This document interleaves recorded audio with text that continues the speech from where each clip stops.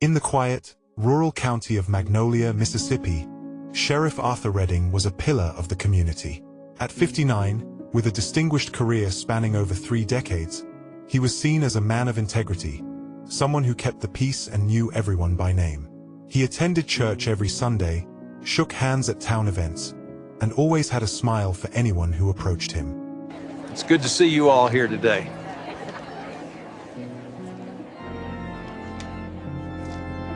But behind this mask of respectability lay a dark, twisted secret that no one could have imagined. A secret that, when it finally came to light, would shatter the idyllic image of Magnolia and leave a trail of shock, disgust, and disbelief. Sheriff Arthur Redding's lifeless body was found sprawled on the floor of his living room. Blood pooled around his head, his face mangled and unrecognizable from multiple blunt force injuries. The gruesome sight stunned the deputies who arrived at the scene. The house was a mess, with broken furniture, shattered glass, and blood splatters on the walls.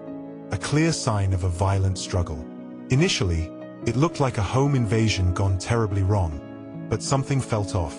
There was no sign of forced entry, no valuables taken, and the front door was left ajar. As word spread about the sheriff's brutal death, the community was thrown into chaos. People gathered outside his home, whispering and speculating.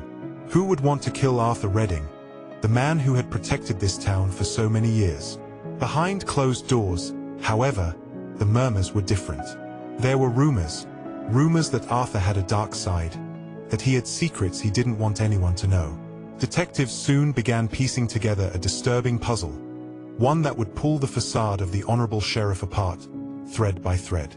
Their investigation led them to a young black girl named Lena Walker, just 18 years old, from a rundown neighborhood at the edge of town.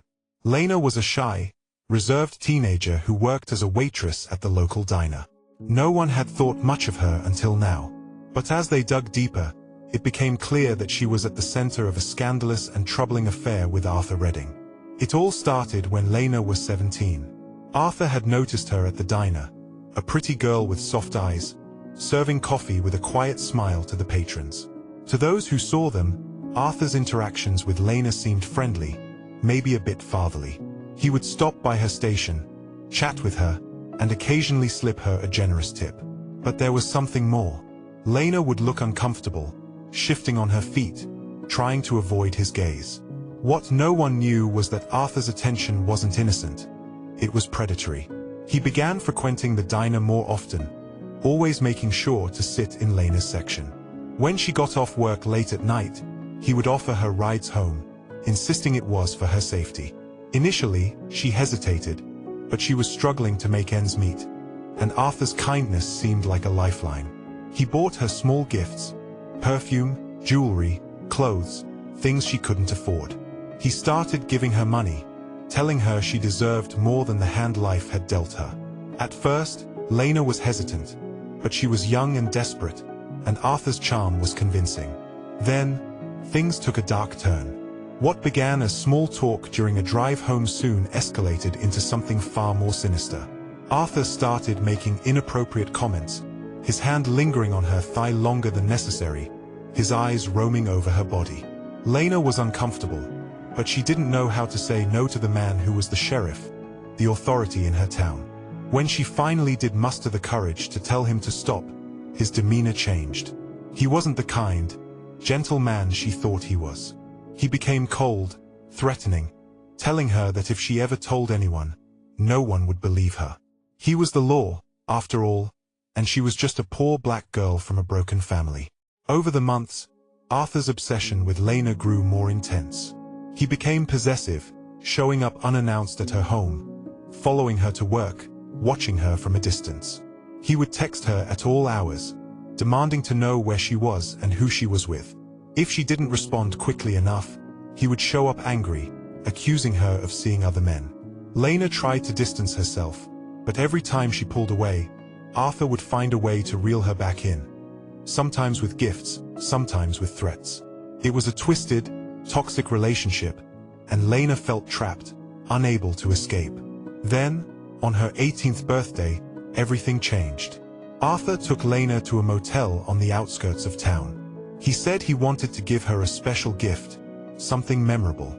Lena felt sick, knowing what he meant, but she didn't know how to refuse. That night was the first time Arthur forced himself on her, and it wasn't the last. For months, he continued to abuse her, using her youth and vulnerability against her. Lena felt utterly powerless, her life spiraling out of control. She couldn't tell anyone. Who would believe her over the sheriff? She was alone, drowning in a nightmare she couldn't wake up from. The breaking point came when Lena discovered she was pregnant. She was terrified, not knowing what to do or how to tell Arthur. When she finally did, his reaction was violent.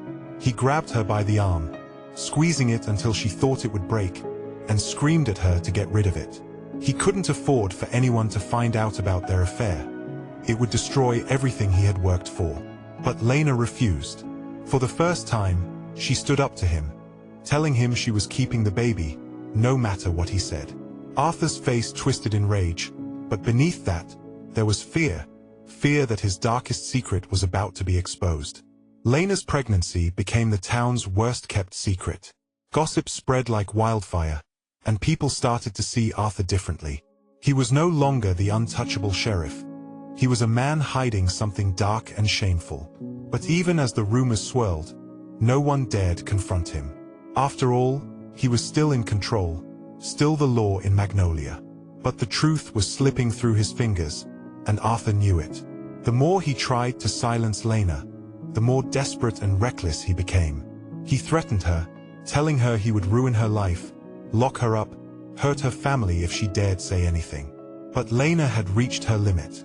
She was scared, but she was done being his victim. She began secretly recording their conversations, gathering evidence, planning to expose the truth about what Arthur had done to her. She was ready to fight back, even if it meant risking everything. It was this escalating tension that led to the violent confrontation that would end Arthur Redding's life and change the town of Magnolia forever. The more investigators probed into Sheriff Arthur Redding's life, the more they unearthed a disturbing web of manipulation, control, and abuse that he had spun around Lena Walker. The revelations were dark, shocking, and gut-wrenching, turning the case into a scandal that no one in the sleepy town of Magnolia could have anticipated. After Lena's pregnancy became known, Arthur's obsession with control escalated to terrifying new heights. He had always been possessive, but now he was desperate. The whispers around town had grown louder, and even though he continued to put on a calm, authoritative front, Arthur was a man unraveling behind the scenes. He would drive out to Lena's house late at night, his headlights off, parking a few houses down and creeping around to watch her bedroom window. If he saw another man enter or leave her home, he would explode with rage, bombarding her with calls and texts, threatening to show up and make a scene. It was becoming impossible for Lena to escape his reach. He made sure of it. He would track her phone, install surveillance cameras around her house under the guise of keeping her safe, and even had deputies in his department tail her discreetly. Everyone knew better than to question his orders. They didn't know the specifics, but they sensed it was something they shouldn't get involved in. Arthur had become a puppet master, pulling the strings of those around him to tighten his control over Lena. Lena's friends noticed she was withdrawing, but whenever they tried to ask if something was wrong, she would change the subject or force a smile. She was too afraid to confide in anyone, knowing that Arthur could ruin her life with just one phone call. It wasn't just his threats that scared her. It was the way he would switch between sweet-talking her and then turning violent in a heartbeat. One moment, he would be promising to take care of her and the baby, saying he would give them a good life if she just did what he asked. The next, he would be pinning her against a wall, hissing that she would regret it if she tried to defy him. It was a cycle of manipulation that kept her trapped, constantly second-guessing herself, her fears, and her own sense of reality. The nights at the motel continued, but they were no longer the secret rendezvous they once were. They were something far darker. Arthur had started to drink heavily, and his once coherent facade slipped away. Each time he did, he would arrive at the motel reeking of whiskey, his eyes bloodshot, and his temper volatile. He would berate Lena, accusing her of trying to trap him with the baby, of ruining his life. She would try to calm him down, terrified that someone would hear and call the police. But Arthur wasn't afraid of getting caught. In his mind, He was untouchable, above the law that he had enforced for so many years. On more than one occasion, Lena tried to run away. She would pack a small bag and plan to catch the night bus out of town, thinking she could start fresh somewhere new. But Arthur always seemed to know. One night, as she stood at the bus stop, he pulled up beside her in his patrol car, leaning out the window with a chilling smile. "Get in the car, Lena," he said, his tone calm but with an undercurrent of menace. "We need to talk." She knew she didn't have a choice. That night, he drove her to a secluded part of town, far from prying eyes, and told her that if she ever tried to leave him again, he would make sure she disappeared for good. He had contacts, he said, people who could make problems go away without a trace. It was the first time he had openly threatened her life, and Lena realized then just how dangerous he had become. She felt the walls closing in, with no way out. As the investigation unfolded, more people began coming forward, sharing bits and pieces of their own encounters with Arthur. A bartender remembered seeing Arthur dragging Lena out of the bar by her arm, her eyes wide with fear. A mechanic recalled Arthur showing up at the garage, furious, demanding to know who had worked on Lena's car because she was his girl, and he didn't want anyone near her. Each testimony painted a picture of a man consumed by a toxic need to control, his obsessions spiraling out of control. Things took an even darker turn when Lena's pregnancy became visibly apparent. Arthur had initially demanded that she get an abortion, but she refused, saying she wanted to keep the baby, no matter what. She thought that maybe, just maybe, having the child would force Arthur to take responsibility, to be a father. But his reaction was the opposite.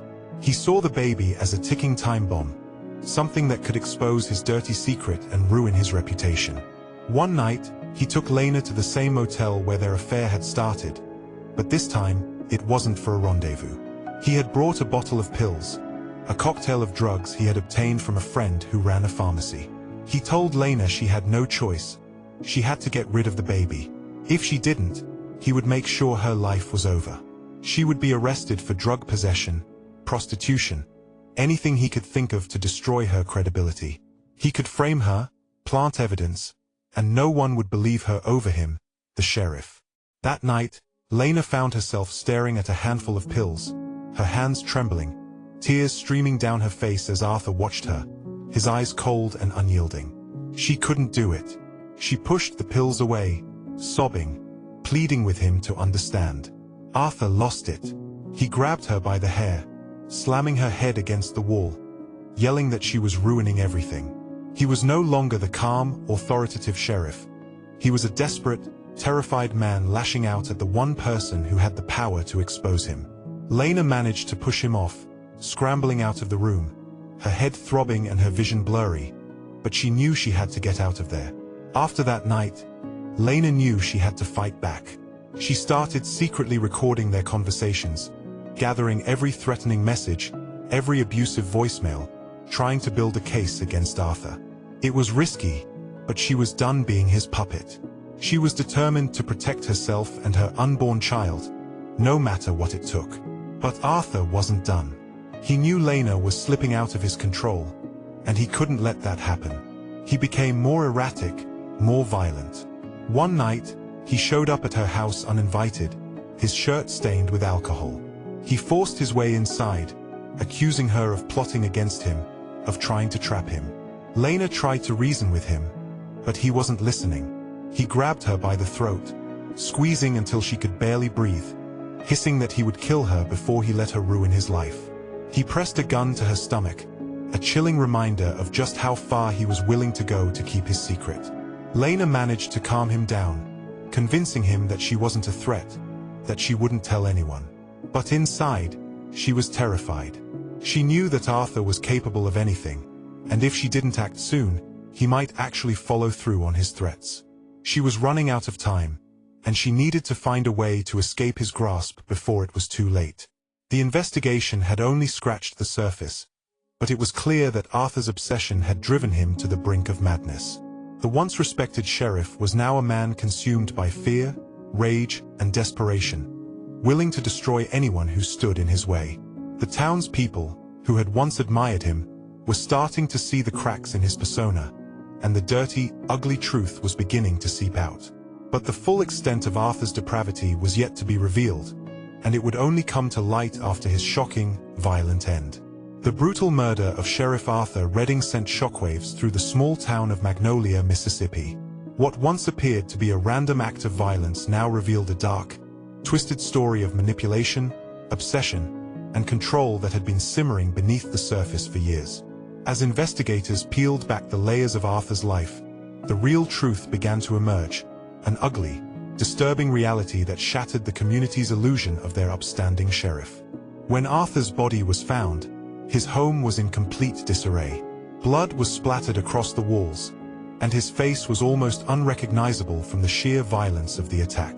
The autopsy revealed multiple fractures to his skull and ribs, indicating a prolonged, frenzied assault.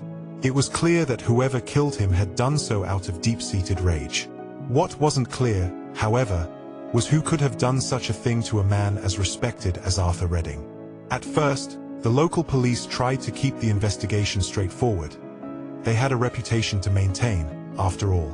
But things quickly took a turn when they found Arthur's phone. Among the dozens of calls and texts to various town officials and acquaintances, there were hundreds of messages to Lena Walker, messages filled with threats, coercion, and sometimes desperate pleas for her to meet him. Investigators were stunned. Arthur had been involved in a secret relationship with a girl half his age, and it was far from consensual. The police brought Lena in for questioning. By this time, she was visibly pregnant, her hands trembling as she sat across from the detectives. She seemed scared, but there was also a sense of relief, as if she had been waiting for this moment. When they asked her about her relationship with Arthur, she didn't hold back. She told them everything: how it started, how he manipulated her, how he had threatened her life and the life of her unborn child. The detectives listened in stunned silence as she recounted the horrifying details, the terror she had lived through, and how Arthur's obsession had grown more dangerous over time. But the most shocking part of her story was still to come. Lena had recorded everything. She pulled out her phone and played the recordings she had taken over the past few months. The detectives heard Arthur's voice, slurred from drink, hurling threats at her, telling her how he would make her disappear if she ever tried to cross him. They heard him mocking her, taunting her about how no one would ever believe a girl like her over a man like him. As the recordings played, the room filled with a chilling silence. The sheriff, the man who had been the law in Magnolia, was a monster. And now he was dead. Despite her confession, Lena's involvement in Arthur's death wasn't clear. She had been abused, manipulated, but did she kill him?